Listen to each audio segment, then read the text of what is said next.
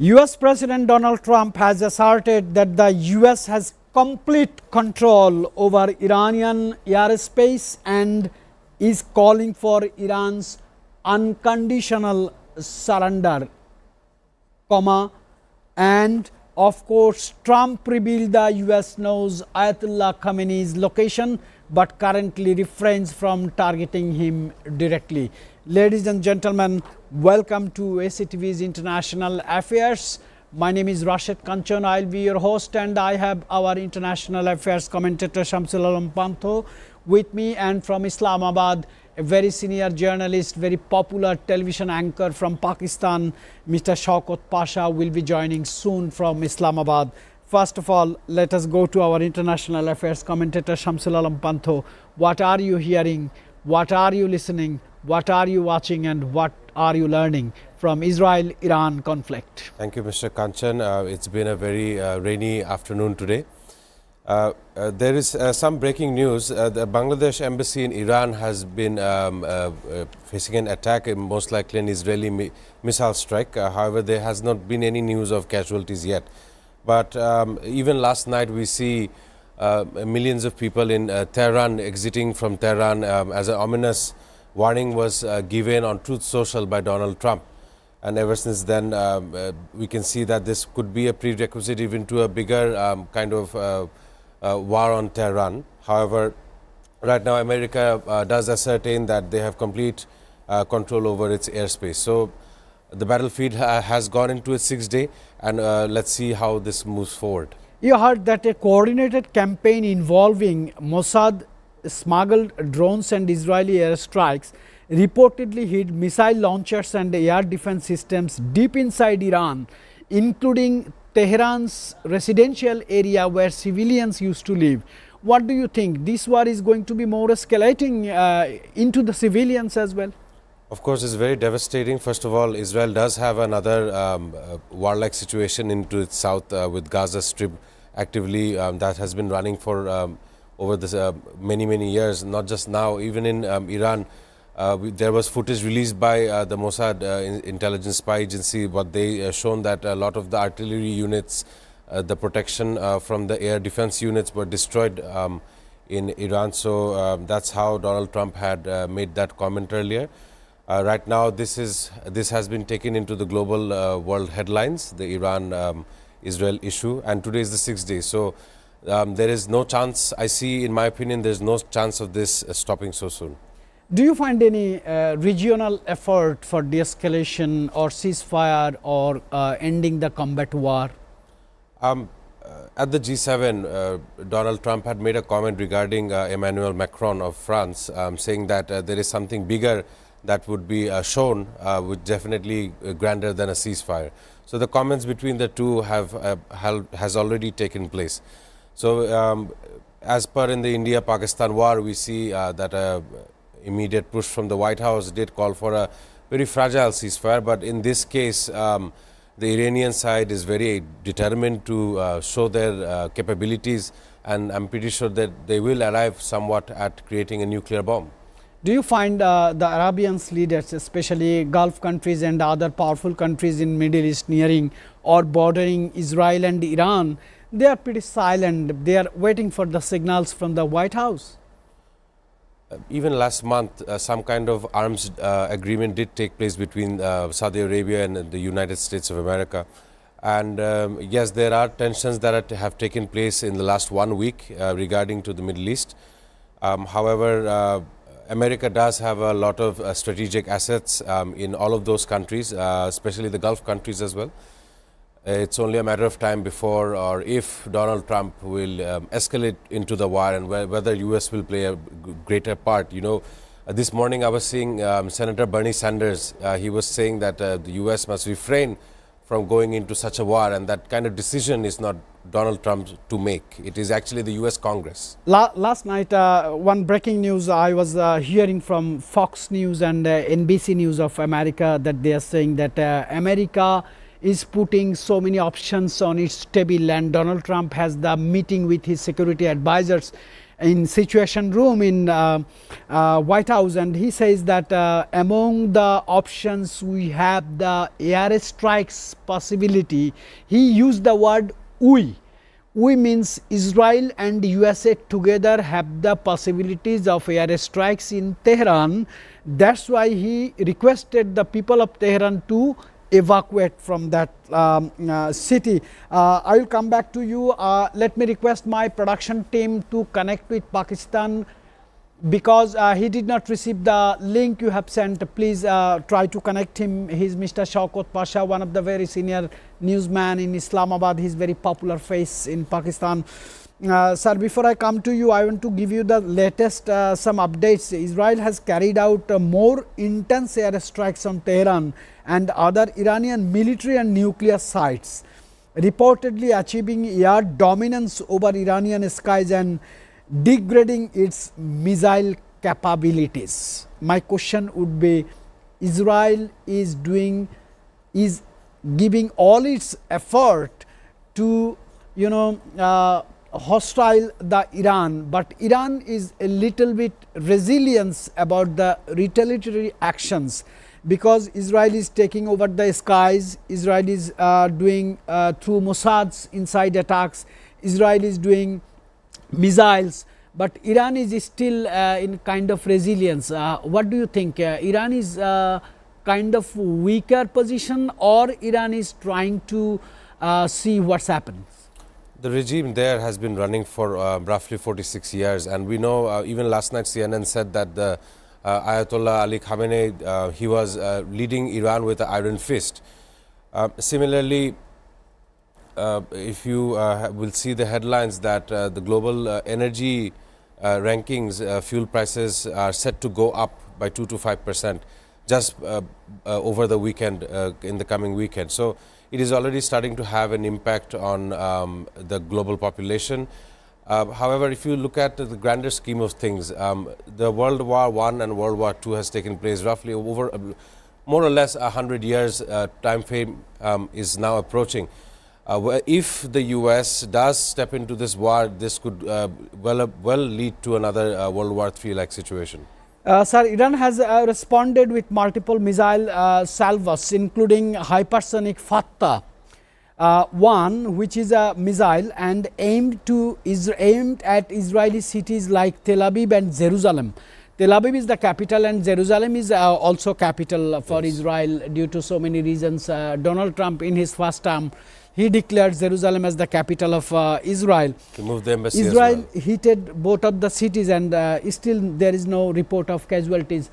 Production, I think we have been able to connect with Pakistan.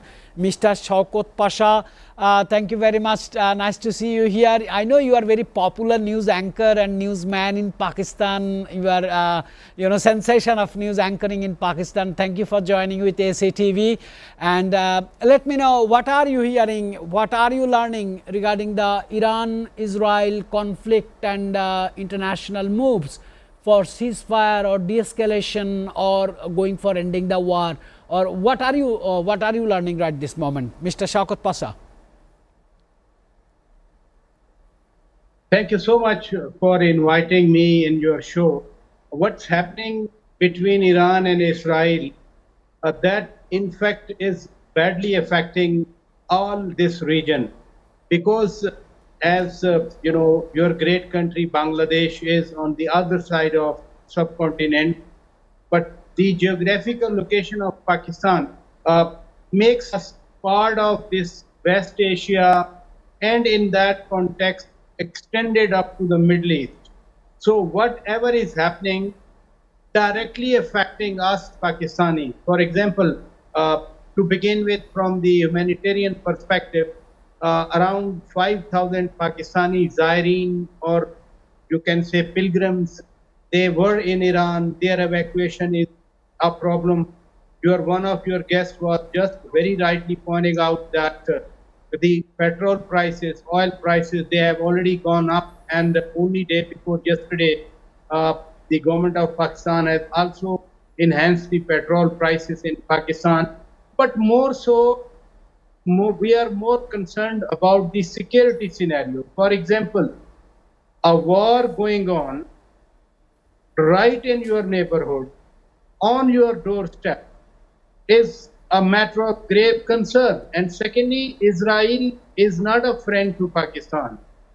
Israel has never been a neutral, country, even in the recent India-Pakistan clashes. Israel provided drones which were fired into Pakistan. So Israel is a hostile power towards Pakistan. Israel is a hostile country towards Pakistan.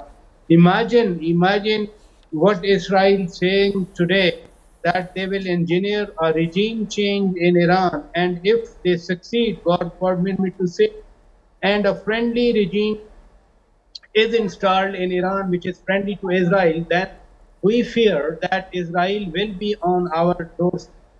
This is the kind of nightmare that Pakistan becoming a sandwich between one hostile power on the west and another hostile power in the east. Secondly, Iran is saying that we are ready for talks, and talks were to be held on Sunday, last Sunday, but on Friday, last Friday, Israel attacked Iran.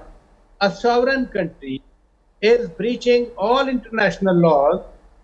Our country is violating UN Charter because it is attacking another sovereign country. And now, worrisome is what President Trump of United States is saying, that our patience is running out. That means if the United States joins Israel in bombing Iran, you will altogether get worse. The need of the time is that at least hostilities should cease, and talks are the only way forward for not only for Iran and Israel, but also better for this whole region. That, how can I summarize this? Sir, I have a supplement question for you. Number one is Israel is engaged with a war with Iran. At the same time, Israel is shooting the Gaza people while they are in an aid center to receive the foods. On the other hand, they are also bombing two Houthis in Yemen. Don't you think that Israel is trying to focus the shift, that they are killing people in Gaza, West Bank and Khan Yunis, and they are focusing on, international media is focused on Iran and Israel retaliations or attacking each other? It is another kind of dimension of war strategies.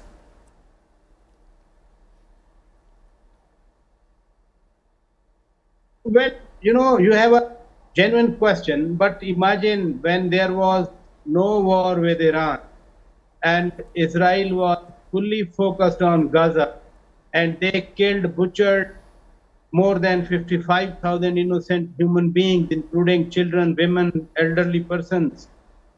What did the world do at that time? Could not stop Israel barbarism against Palestinians in Gaza. The attacks on Yemen, they are isolated, in fact. That's not a war ongoing between Yemen and Israel, because Yemen situation, that no central government exists at that time, at this time, and these are the splinter groups. The systematic killing of Gaza continuing for more than 1 year. It has been from 7th October, then 7th October last year, and now we are sitting in June now. The 2 years are completing very shortly after 2-3 months. The world could not do anything. The world could not stop Netanyahu from butchering these human beings. So whether Iran is in the focus in the international media or not, the plight of Gaza has been bleeding. The people have been suffering. Imagine there is no water. Imagine there is no food. And whosoever is gathering for collection of aid food, 50, 60, 70 or 100 people gather around for food, and then they are bombed by Israel. That aspect is going on. When Iran war was not there, the world could not stop this butcher Netanyahu from killing poor human beings. Rather, Netanyahu has opened another front, and this time they are, fighting or they are attacking Israel. The problem is that Iran does not have an air force compatible with the Israeli. Iran depending upon their missile technology, whereas Israel has all latest weapons, F-35 they have, F-16 they have, all the Western weapons they have. The skies over Iran are virtually they is but the moment, but Iran did a surprise. Iran war has been a matter of surprise. Not many people thought that Tel Aviv will be bombed, Jerusalem will be bombed, Haifa will be bombed, other cities, smaller or bigger, they will be bombed. Now, the problem is, the threat is that if Israel faces a kind of elimination at the hands of Iran, as the Iranians they are claiming, and around there are reports that around 30,000 Israelis they have fled Israel. They have reached Cyprus, in 2 different ships. If the destruction of Israeli cities at the hands of Iranian missiles that continue, then either Israel will eliminate it, or then the Western power they will side with Iran. The second option appears more visible, as has been the claim made by President Trump of the United States. So war is on in. So this war will be prolonged. So many international commentators and senior journalists are gazing that this war will be prolonged. I will be coming back to you to ask a question. If the war goes prolonged, who will be beneficiary from this prolonged strategy? I am coming back to my studio with international affairs commentator Mr. Shamsul Alam Panto. Yesterday, President Donald Trump tweeted that we have the total control on Iran's skies. We are thinking and we are considering to go for air strikes together on Tehran. Here is also he used we. Does it mean Israel and USA will together go for hitting? My question is, what are the other Arabian countries is doing to save the Iran? At this moment, Benjamin Netanyahu, leader of Israel, how he has been given such a position that he continuously parades his warmongering. Not only so, right now, Donald Trump, he used the term we in addressing his support for the Israeli offensive into Iran. So, at this moment, if Donald Trump is persuasive of his actions with Israel, even he would be accused of warmongering as equal to Benjamin Netanyahu. Now, the silence of the other Arab nations in the region, they do have strategic alignment, military alignment with the United States of America. So, how far and how forth would these nations be in support or be without support? So, we've seen the Qatar Emir. He is very worried, as his country is quite one of the richest countries on planet Earth, and so is his foreign currency. So he's worried for the economy that will come to his nation. So at this moment, he did acknowledge that the attack towards Tehran was against breaking international law, and in the near future, there might also be leading to a food crisis. As you know, the Strait of Hormuz is also seeing some kind of naval action which is now brewing in the sea as well. So, many consequences are waiting for us. Mr. Shaukat Pracha, I have one more question. Just before entering to the studio, I was reading the currency market of the world, and I found a very fascinating information that Russian currency ruble has gained 20% lead on United States dollar. This is one information. Another information is oil price is going high, and our commentator is saying that food crisis is also awaiting as a consequences of this war.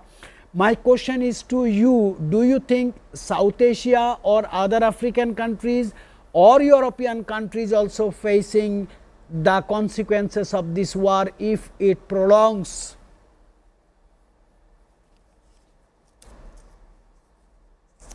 Well, there is an old saying that threat to peace anywhere is threat to peace everywhere.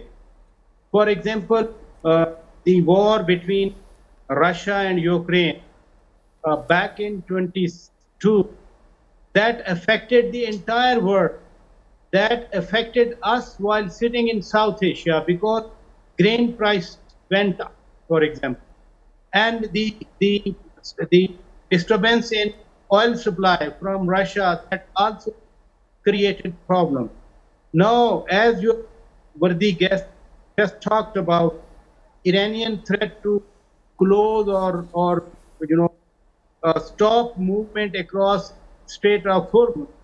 That means 20% oil supply from Kuwait, Iraq, Qatar, UAE, and parts of Saudi Arabia will not be available in the global market.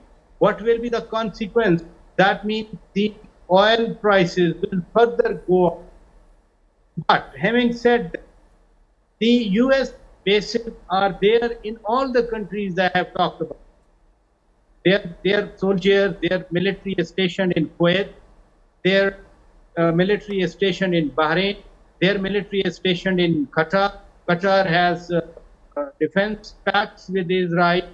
So if Strait of Hormuz is closed or made non-movable by Iranian or Iranians hit back at the US bases in these countries, then the dimension of the conflict will be expanded to no limits because superpower is attacked by Iranian. And even, under the NATO agreement, if US is attacked, the other members of NATO, they are obliged to assist one of their fellow members. Look at the dimension, Turkey being a NATO member, Turkey being a neighbor of Iran. Pakistan is part of, as I said, part of some groupings in Western Asia, like ECO, Economic Cooperation Organization. Iran is a member, Turkey is a member, and Azerbaijan being another, neighbor of Iran, that's also a member. And soon, in the first week of July, ECO summit was going to be held, which I don't know whether it will be held or it will be cancelled. But on 20th June, this Friday, OIC foreign ministers, they are meeting. And I'm sure, your honorable advisor on foreign affairs, His Excellency Mr. Tawheed Hussain, I don't know, will be traveling or not. Bangladesh being an important member of OIC, will, if United States join Israel in attacking or bombing Iran, how can the Muslim world be silent? I'm talking of something else. Because of Gaza, Israel is already hated by the Muslim world. Not only the Muslim world, but the entire humanity across the globe. Now, Iranian question has come over Israel initiated war against it. The hatred against Israel will be shared by all those who will taking part or taking side with Israel. That means again, widening of hatred, widening of kind of what we used to call in early 90s clash of civilization. This war is not only having impact in this region, West Asia or South Asia, whatever you want to say, but it has global implications. Every country has interest. In Iran, Russia has interest. In Iran, China has interest. In Turkey and this Mediterranean region, all superpowers, they have interest. So if one superpower engages itself militarily, what will be the response of the other competing superpower? I cannot say anything.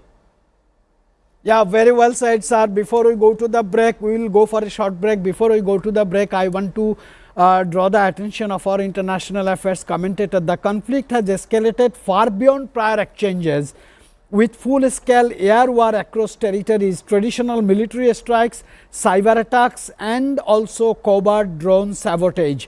with leadership skills, infrastructure hits and psychological warfare underway. It's entering a strategic multi-domain war. Some commentators say it's multi-domain war. What do you call about it?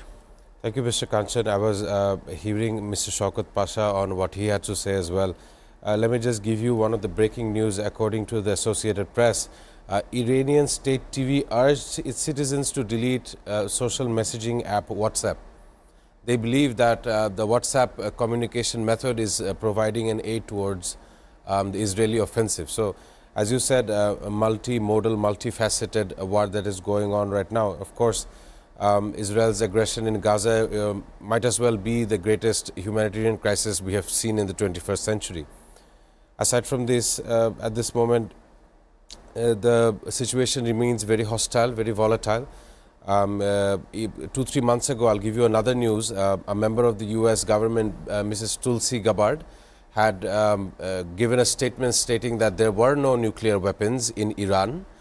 The CNN reporters, American Associated News reporters asked Donald Trump yesterday what he thought about Tulsi Gabbard's comment that there were no nuclear weapons. Donald Trump blatantly just ignored and said he doesn't care what she had to say. So there has been a bad association between Donald Trump regarding this matter with Iran. As you know, he previously did say that Iran cannot have a nuclear weapon. And that is the source of the recent 5-6 day clashes that we see here.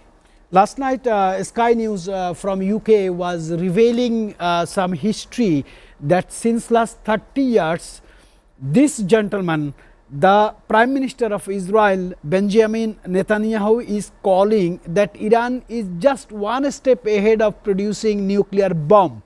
He was saying the same thing last 30 years, and they have documented his speech in United Nations, in NATO, in European Parliament, in British Parliament, in American Congress. He was saying the same thing, that in ahead of months, Iran will produce nuclear bomb. But 30 years gone, Iran did not produce the nuclear bomb. So it is a sabotage, it is a conspiracy, and it is a blame to Iran to attack. Ladies and gentlemen, we will be coming back shortly.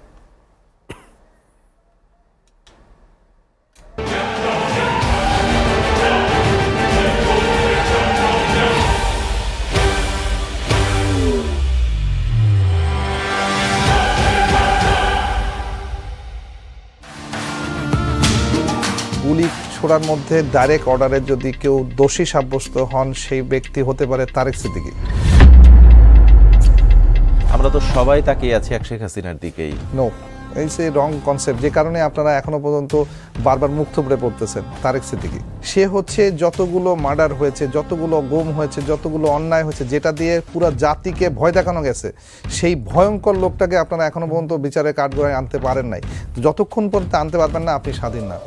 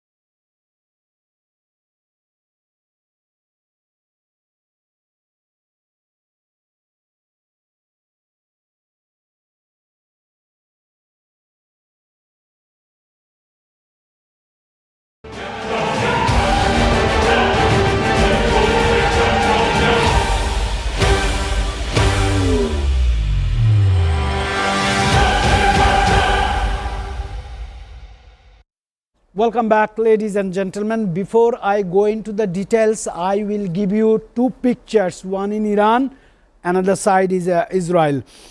Tehran is experiencing mass evacuations. Over 100,000 plus civilians have fled after Israel warned of new precision strikes near military and suspected nuclear zones. Hospitals in cities like Isfahan, Qom and Shiraz report being overwhelmed with casualties from airstrikes and Davies-related injuries. Power and communication blackouts are spreading in targeted zones, affecting aid distribution and crisis coordination. On the other hand, let me explain the situation in Israel. Cities like Tel Aviv and Haifa have been hit by Iranian long-range ballistic missiles. Missile defense systems intercepted many, but some casualties and structural damages have occurred. Civilian shelters are in full use. The Israeli Home Front Command has warned residents to prepare for prolonged siren alerts and potential water and power disrupts. And by this time you have heard from our Pakistani commentator Mr. Shaukat Pasha that hundreds of thousands Israeli people has already fled to Cyprus to save themselves from this attack by two ships. So these are the developments. Let me come to my distinguished international affairs commentator. You see, Iran is fighting alone. Iran is fighting with only Israel. Iran is fighting with its vast land but less equipments. On the other hand, Israel is fighting and getting its allies like United States directly. There is no hidden secret right this moment, because when US presidents write we means US and Israel together. And my question would be, why he fled so fast from the G7 summit? Because informations are coming, G7 other leaders are trying to convince Donald Trump not to support Benjamin Netanyahu, I mean Israel. Then he fled together very quickly to Washington. He says, I have something important than the G7 to address about Iran and Israel. Do you find anything that he is going to engage United States troops into the war directly? Thank you, Mr. Kanchan. Let me give some of the context to your question. Why does the Israeli side need US to intervene in this war that they have with Iran? Now, Iran has a secret nuclear site in the holy city of Qom. It's called the Fordo nuclear site. It is situated inside a bunker, inside the mountains. So it's probably like a missile silo that has been built inside a mountain, which is so heavily guarded that the required bombing mechanisms Israel doesn't have. In this case, some of the news reports did mention that such a warhead capable to destroy something of such a scale, 60 meters under the ground, that would only be possible with the United States. And not just that, they are now thinking about how to take down such a artillery unit of the Iran enrichment plant. So that's one of the reasons why the US seem eager to join into this fight.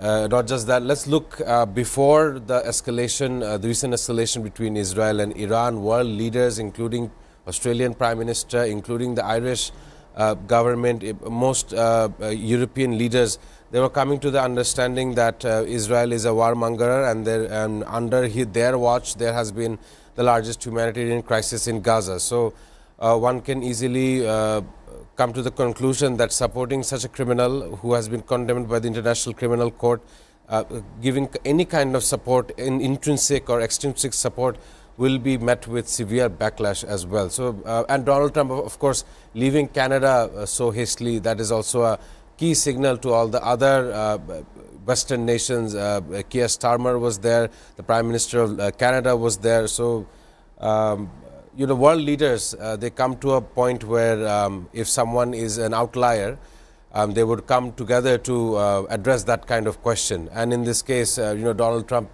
left. He became the outlier of the meeting at G7. Still early to say, but I'm pretty sure this will be met with a lot of gunfire between the two nations. I understand, sir. Very well explained. Let me give you some updates on international diplomacy. G7, United Nations and China are calling for an immediate ceasefire. Germany, France and the UK warned the war could trigger a regional collapse.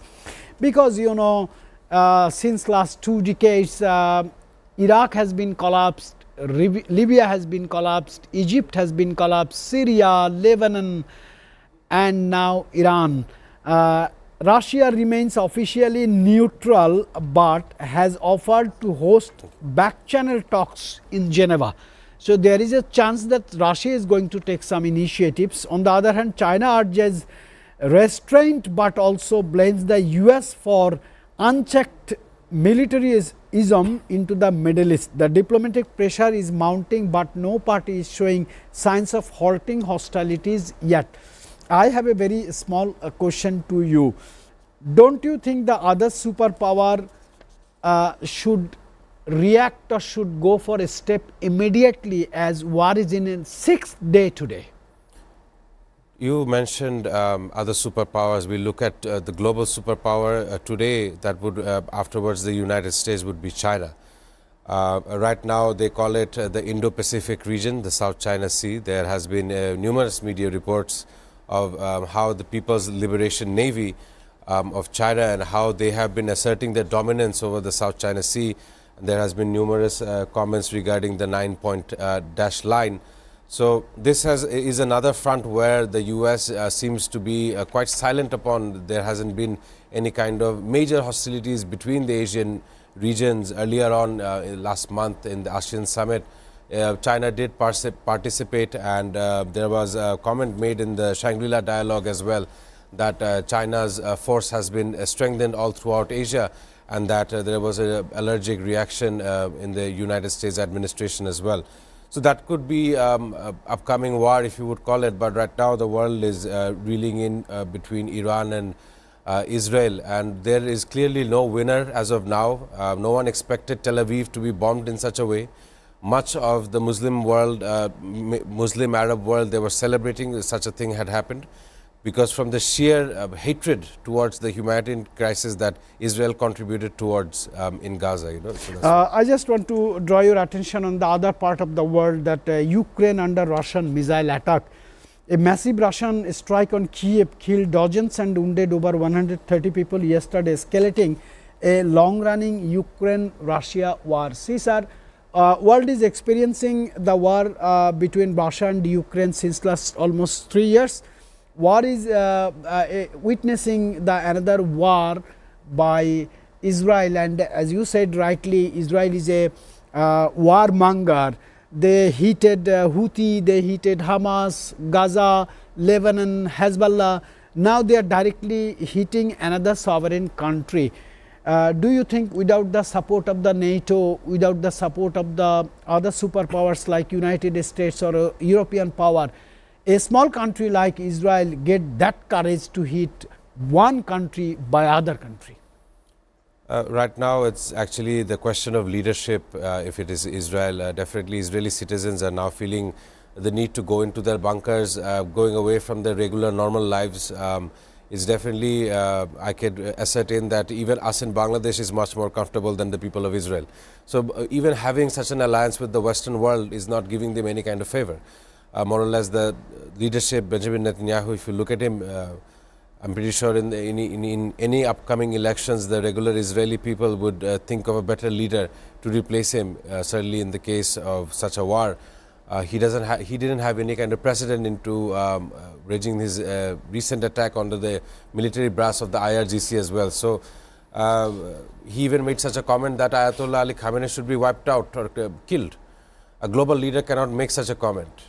Another dynamics news I can say, China carrier is conducted over 520 flights operations in the Pacific, signaling a show of naval strength amid regional power dynamics. My question is, on the other hand, NATO heads to The Hague to sit. Head of the states will gather for the NATO summit June 24 to 25 in The Hague to discuss Ukraine defense spending and collective deterrence. My question will be to you, but before that we have been able to connect Pakistan, Islamabad again. Mr. Shaukat Pasha, welcome back to the show again. So some interruptions we are getting from internet. Can you hear us properly, Mr. Shaukat Pasha? Yes, I can hear from you. Okay. Can I ask you a direct question? What would be the Pakistan's stance regarding the Israel and Iran war? Because other Middle East countries are still silent. They don't have any response on this. Pakistan has a firm stance. Pakistan's stance is very categorical that whatever Israel has been doing, it is committing aggression against another equal sovereign country. Pakistan, in any terms and in any manner, then, also stated as a policy matter that Iran has a right of self-defense under Article 51 of the United Nations Charter. Pakistan is extending all moral, political support, diplomatic support to Iran, both in individual interaction with other countries, as well as at the UN level, because at the moment Pakistan is among the 10 non-member, non-veto countries of the Security Council. So Pakistan, sitting in the Security Council in the non-permanent category, is advocating cause of Iran as a sovereign country, that no other country has got any right to intervene in the internal matters of another sovereign country. As Israel is now talking, Netanyahu is talking about regime change inside Iran. Despite knowing the fact that Iranian, they love their Iranian nationalism. I mean, in our region, Iran may be the most practicing nationalist country by all terms. So Pakistan's stance is very clear that Pakistan condemned Israeli aggression against Iran. Sir, one more thing. According to the Geneva Convention 1943 and first charter of United Nations, first meeting in United Nations headquarters, any country have rights, no rights to talk about the other country's regime change. Why Netanyahu is calling for regime change in Iran? This is not his cup of tea. This is not his business. And why United States is supporting his statements? Well, this question has many dimensions. It's a very pertinent question. For example, we have seen Syria, what happened in Syria, the civil war, and there was a public talk by Israel and its allies that President Bashar al-Assad government should be dismantled. And ultimately that happened. Bashar fled to Russia, and now Mr. Julani has become the president. Similarly, what happened in Iraq, your honorable guest has already talked about so-called weapons of mass destruction. Colin Powell used to talk about when they destroyed Iraq, Saddam Hussein got killed. Then, they came up that, oh, we are sorry that it was a mistake. Look at what they did with Libya. Look what they always do with Lebanon. I'm talking of Israel, that whosoever Netanyahu think, or the Zionists think, or this Israelis think that they are in their way as a hurdle to their designs of having a greater Israel, they will try to eliminate. So they don't believe in moral values or international laws or norms. If a person or a regime or a country can kill 60,000 innocent people without any regret or without any shame on their heads, should I expect from them that they will care about this so-called international law, which every power can violate at any time?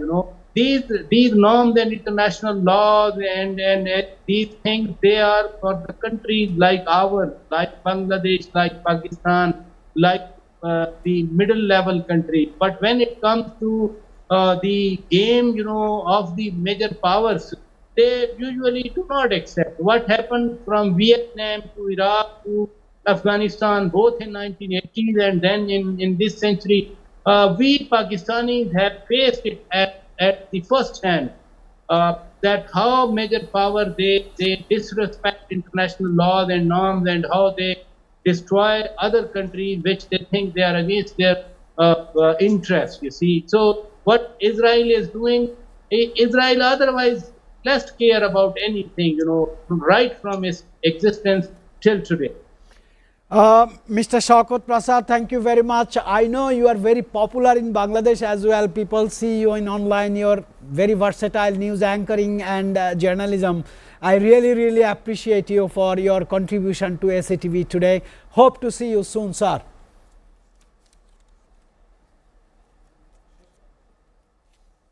Thank you. We are at the last part of the program. We are out of running time. My last question would be to you, as Bangladesh High Commission or Bangladesh Embassy has been heated by Israel. Do you think Bangladesh somehow will have to join or should join in the diplomatic moves for this issue? I'm sure that in the coming General Assembly of the UN, there will be in a vote which Bangladesh could participate in. Additionally, I think there has been making moves to retracting our embassy officials from the missile strikes as well. Thank you very much. Thank you both the gentlemen. From Pakistan, it was Shaukat Prasad, very popular news anchor, and in studio we had the regular international affairs commentator Shamsul Alam Pantho. And I want to conclude today. I will see you tomorrow.